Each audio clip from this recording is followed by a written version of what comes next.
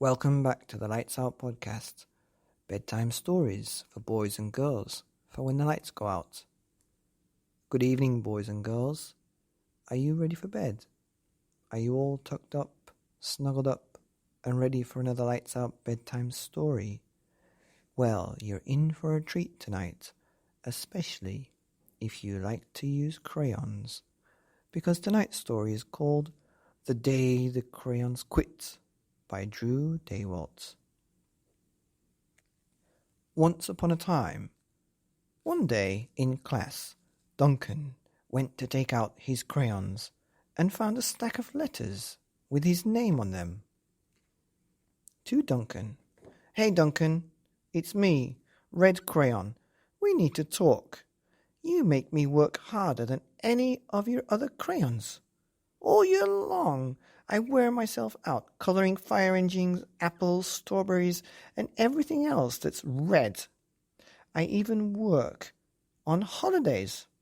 I have to color all the Santas at Christmas and all the hearts on Valentine's Day. I need a rest. You're overworked, friend. Red Crayon." "Dear Duncan, all right, listen. I love that I'm your favorite crayon for grapes and dragons and wizards and hats. But it makes me crazy that so much of my gorgeous color goes outside the lines. If you don't start coloring inside the lines soon, I'm going to completely lose it. Your very neat friend, Purple Crayon." "Dear Duncan, I'm tired of being called light brown or dark tan because I am neither. I am beige, and I'm proud. I'm also tired of being second place to Mr. Brown Crayon. It's not fair that Brown gets all the bears and the ponies and the puppies, while the only thing that I get are turkey dinners, if I'm lucky, and wheat. And let's be honest, when was the last time you saw a kid excited about coloring wheat? Your beige friend, Beige Crayon." "Duncan, Grey Crayon here. You're killing me. I know you love elephants, and I know that elephants are grey, but that's a lot of space to colour, and all by myself. Don't even get me started in your rhinos and hippos and humpback whales. You know how tired I am after handling one of those things. Such big animals. Baby penguins are grey, you know. So are very tiny rocks, pebbles. How about one of those once in a while to give me a break? Your very tired friend, Grey Crayon."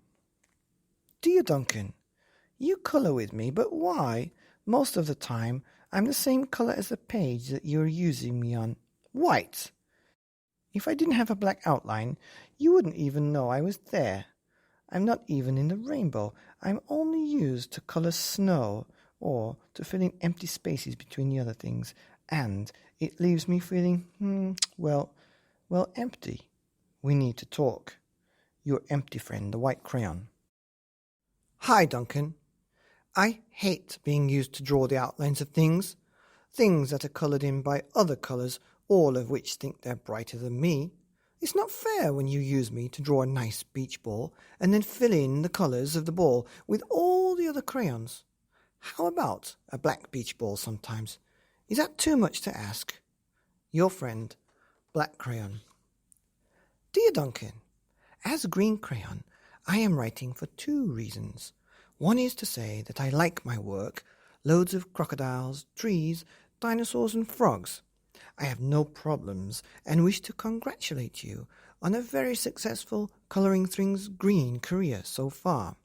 The second reason I write is for my friends, Yellow Crayon and Orange Crayon, who are no longer speaking to each other. Both crayons feel they should be the colour of the sun. Please settle this soon, because they're driving the rest of us crazy. Your happy friend, Green Crayon." "Dear Duncan, Yellow Crayon here. I need you to tell Orange Crayon that I am the colour of the sun. I would tell him, but we are no longer speaking, and I can prove I am the colour of the sun. Last Tuesday, you used me to color in the sun in your Happy Farm coloring book. In case you have forgotten, it's on page 7. You can't miss me. I'm shining down brilliantly on the field of yellow corn. Your pal and the true color of the sun, Yellow Crayon. Dear Duncan, I see Yellow Crayon already talked to you, the big whiner. Anyway, could you please tell Mr. Tattletale that he is not the color of the sun? I would, but we're no longer speaking. We both know that I am clearly the color of the sun, because on Thursday you used me to color the sun on both the Monkey Island and the Meet the Zookeeper pages in your Day at the Zoo coloring book. Orange, you glad I'm here? Ha ha! Your pal and the real color of the sun, Orange Crayon. Dear Duncan, it has been great being your favorite color this past year, and the year before, and the year before that. I have really enjoyed all those oceans, lakes, rivers, raindrops, rain clouds, and clear skies. But the bad news is that I'm so short and stubby I can't even see over the railing in the crayon box anymore. I need a break. Your very stubby friend, Blue Crayon. Duncan, okay, listen here, kid. You have not used me once in the past year. It's because you think I am a girl's color, isn't it? Speaking of which, please tell your little sister I said thank you for using me to color in her pretty princess coloring book. I think she did a fabulous job of staying inside the lines. Now, back to us. Could you please use me sometimes to color the occasional pink dinosaur or monster? Or cowboy? Goodness knows they could use a splash of color. Your unused friend, Pink Crayon. Hey Duncan, it's me, Peach Crayon. Why did you peel off my paper wrapping? Now I'm naked and too embarrassed to leave the crayon box. I don't even have any underwear. How would you like it to go to school naked? I need some clothes. Help! Your naked friend, Peach Crayon. Well, poor Duncan just wanted to color, and of course he wanted his crayons to be happy, and that gave him an idea. When Duncan showed his teacher his new picture, she gave him a good work sticker for coloring and a gold star for creativity.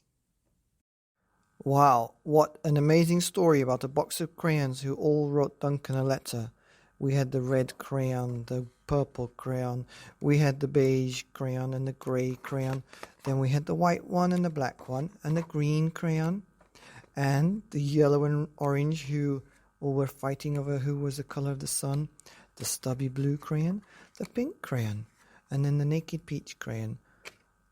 And when Duncan read the letters, he used them all to colour a wonderful picture, and you have to see it in the book to believe it, because this is another book, and it's called The Day the Crayons Quit by Drew Daywalt, pictures by the awesome Oliver Jeffers.